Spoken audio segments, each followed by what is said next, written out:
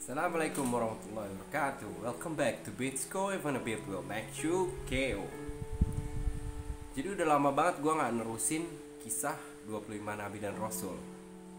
Itu bagian concern gue terhadap generasi berikutnya yang memang sudah tergerus oleh zaman, sehingga mereka sudah gak begitu tertarik untuk mendengar kisah 25 Nabi dan Rasul. Mereka lebih sering mendengar kisah-kisah pahlawan Marvel atau DC, atau komik-komik atau game-game yang ada sekarang. Mereka lebih mengenal karakter-karakter tersebut ketimbang 25 Nabi dan Rasul. Jadi itu bagian dari kekhawatiran gue untuk generasi berikutnya, supaya tidak tergerus oleh zaman dan generasi yang semakin modern. Tapi kita harus mengenali citra diri kita seorang muslim yang nantinya kita akan tahu mau dibawa kemana kehidupan berikutnya di saat kita telah tiada. So, gue akan lanjutin cerita ini. Dulu sempet terhenti dan akan gue teruskan di kisah Nabi Ishak alaihissalam. Nah, Nabi Ishak ini sendiri, guys, beliau adalah cikal bakal Bani Israel. Orang-orang Israel hari ini nenek moyangnya adalah Nabi Ishak alaihissalam. Kita mulai kisahnya. Bismillahirrahmanirrahim. Kisah Nabi Ishak alaihissalam, kesabaran, doa, dan cikal bakal Bani Israel. Kisah Nabi Ishak alaihissalam merupakan salah satu dari 25 nabi yang wajib diimani muslim. Nama Nabi Ishak disebut dalam Al-Quran sebanyak 17 kali. Nabi Ishak merupakan putra Nabi Ibrahim alaihissalam dan Siti Sarah. Jadi Nabi Ibrahim punya dua istri, Siti Sarah dan Siti Hajar. Dalam sebuah riwayat disebutkan Nabi Ishak lahir setelah 14 tahun kelahiran Nabi Ismail dari ibunya Siti Hajar. Nah, ini saudaranya Nabi Ismail yang Nabi Ibrahim korbankan, yang diganti oleh Allah menjadi seekor kambing. Kelahiran Nabi Ishak menjadi jawaban atas kegundahan hati Nabi Ibrahim yang hijrah dari kaum dan ayahnya yang membangkang kepada Allah. Dalam Al-Quran Allah Subhanahu wa Ta'ala berfirman, maka ketika Ibrahim sudah menjauhkan diri dari mereka dan dari apa yang mereka sembah selain Allah, kami anugerahkan kepadanya Ishak dan Yakub, dan masing-masingnya kami angkat menjadi nabi. Quran Surat Maryam 49. Allah Subhanahu wa Ta'ala menceritakan bahwa setelah Nabi Ibrahim menjauh dari ayahnya dan kaumnya demi karena Allah, maka Allah menggantikan baginya orang-orang yang lebih baik daripada mereka, dan Allah menganugerahkan kepadanya Ishak dan Yakub, yakni seorang putra dan cucu.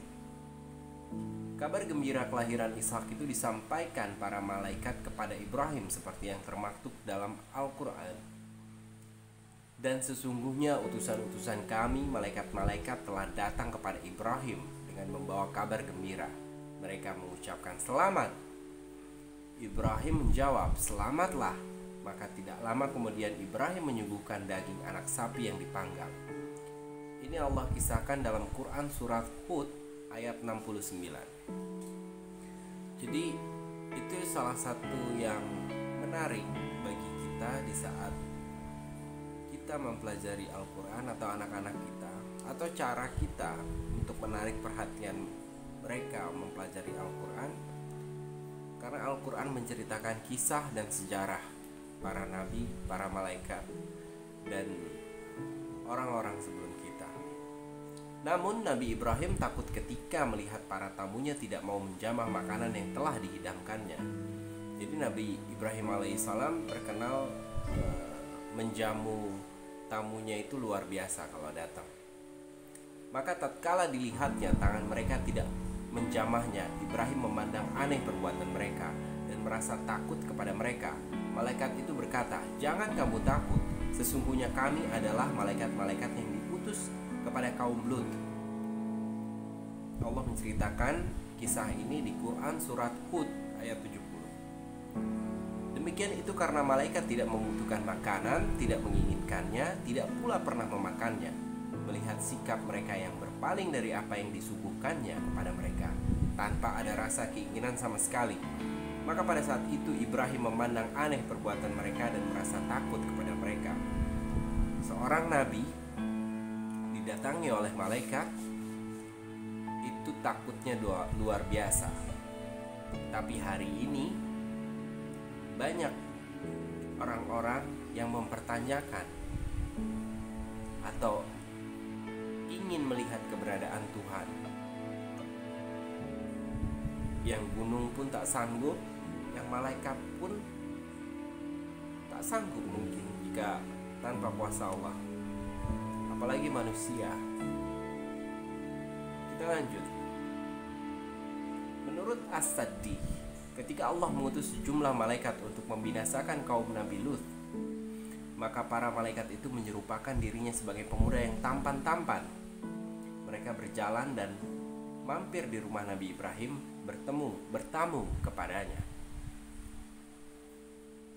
Ketika Nabi Ibrahim melihat kedatangan mereka, maka dia pergi dengan diam-diam menemui keluarganya. Kemudian dibawa daging anak sapi gemuk yang dibakar.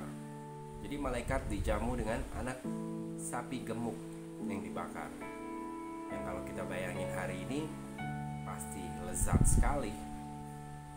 Sementara istrinya Siti Sarah yang berdiri di balik pintu tersenyum sekaligus terkejut mendengar kabar yang dibawa para malaikat Allah. Dan istrinya berdiri di sampingnya, lalu dia tersenyum, maka kami sampaikan kepadanya berita gembira akan kelahiran Ishak, dan sesudah Ishak lahir pula Yakub.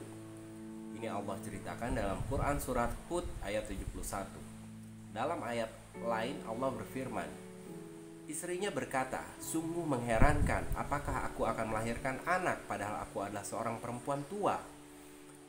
Jadi ini umurnya sekitar 90 tahun melahirkan Nabi Ishak. Dan ini suamiku pun dalam keadaan yang sudah tua pula. Sesungguhnya ini benar-benar suatu yang sangat aneh. Quran surat Hud 72. Ketika Siti Sarah melihat bahwa Ibrahim alaihissalam telah menghormati mereka, Siti Sarah bangkit melayani mereka dengan tersenyum ramah seraya berkata, sungguh aneh tamu-tamu kita ini. Mereka kita layani secara langsung sebagai penghormatan kita kepada mereka, tetapi mereka tidak mau menyantap sajian kita ini. Jadi para malaikat yang menyamar sebagai manusia memang tidak membutuhkan makan dan minum. Makanya para malaikat tidak menyentuh apapun yang disajikan oleh Nabi Ibrahim alaihissalam dan Siti Sarah. Ibnu Abu Hatim mengatakan dari Utsman ibnu Muhaisin sehubungan dengan kisah tamu-tamu Nabi Ibrahim bahwa mereka terdiri atas 4 malaikat, yaitu Jibril, Mikail, Israfil, dan Rafail. Kabar yang didengar Siti Sarah bahwa dia akan mengandung anak di usianya yang sudah tua membuatnya seolah tak percaya. Hal ini diungkapkan dalam Al-Quran. Para malaikat itu berkata, apakah kamu merasa heran tentang ketetapan Allah? Itu adalah rahmat Allah dan keberkatannya dicurahkan atas kalian, hai ahli bait. Sesungguhnya Allah maha terpuji lagi maha pemurah. Quran surat Hud ayat 73. Jadi semua yang ada di dalam Al-Quran itu adalah sebuah sejarah dan kisah-kisah orang-orang sebelum kita untuk pembuktian bahwa Al-Quran ini bukan ditulis oleh manusia tapi kalam Allah. Buat generasi berikutnya, adik-adik kita, anak-anak kita, semoga terus menggaungkan dalam mempelajari atau menceritakan kisah-kisah 25 Nabi dan Rasul ini, sehingga kita semua semakin mengenal junjungan kita, orang-orang sebelum kita, dan bagaimana cerita di balik itu semua, azab dan rahmat yang Allah berikan kepada orang-orang sebelum kita, sehingga kita bisa belajar banyak hal dari situ. Para malaikat itu berkata kepada istri Nabi Ibrahim, janganlah kamu merasa heran tentang kekuasaan Allah, karena sesungguhnya apabila dia menghendaki sesuatu tinggal mengatakan kepadanya jadilah, maka jadilah ia, kun fayakun. Karena itu janganlah kamu merasa heran dengan hal ini, sekalipun kamu sudah lanjut usia serta mandul dan suami pun sudah lanjut usia. Sesungguhnya Allah Maha Kuasa atas segala sesuatu. Itu adalah rahmat Allah dan keberkatannya dicurahkan atas kalian, hai ahli bait. Sesungguhnya Allah Maha terpuji lagi Maha Pemurah.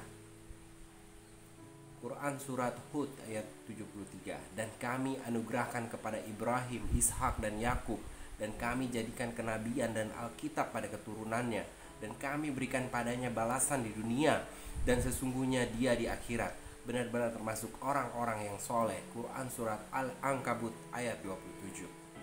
Nah, kalau ingin membaca langsung dari surat-surat tersebut yang disebut tadi, itu jauh lebih bikin kita masuk ke dalamnya dan menghayatinya dengan khusyuk.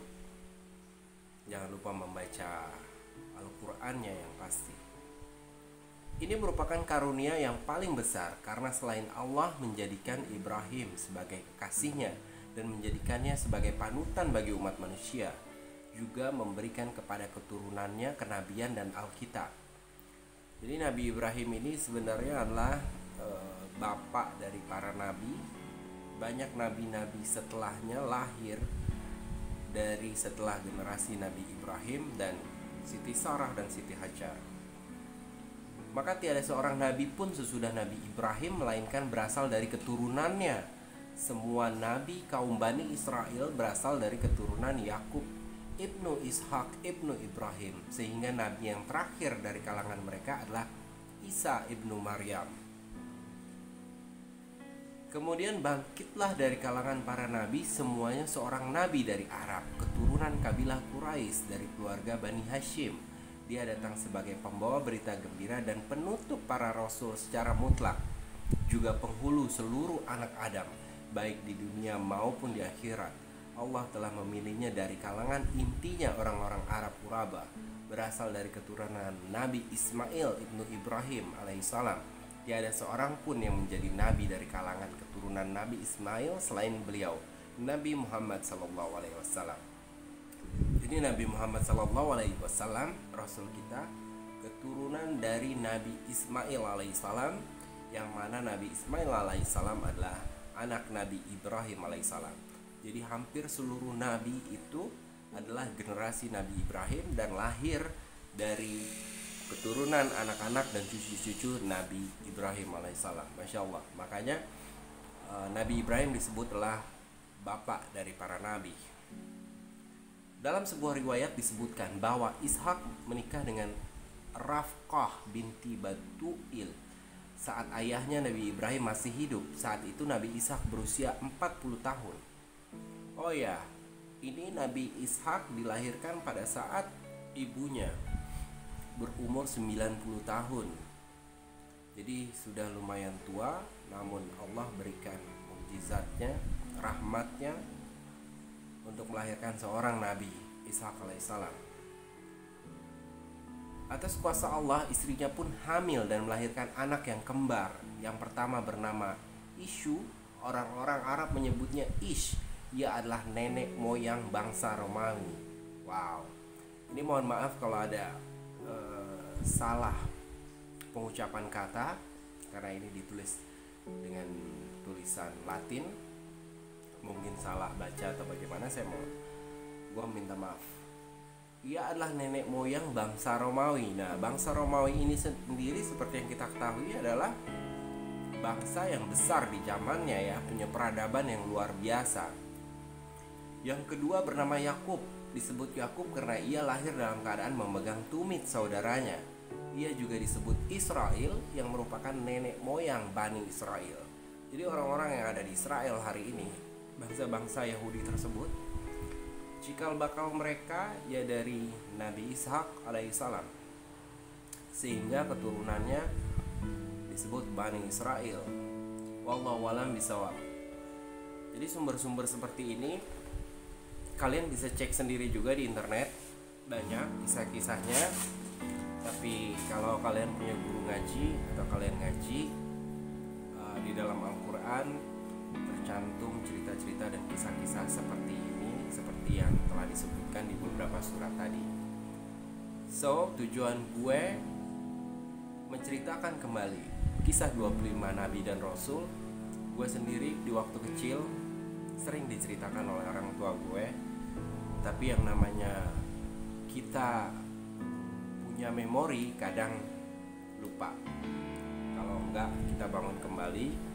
Dan dalam hal ini tujuannya untuk terus melahirkan generasi-generasi berikutnya yang mengenal Islam secara keseluruhan, dan untuk meningkatkan minat anak kecil, kita ceritakan kisah-kisah Nabi dan Rasul ini karena banyak sekali hal-hal luar biasa, hal-hal menarik, hal-hal yang di luar nalar manusia, karena Allah memang sudah berikan mukjizat kepada nabi-nabi kita.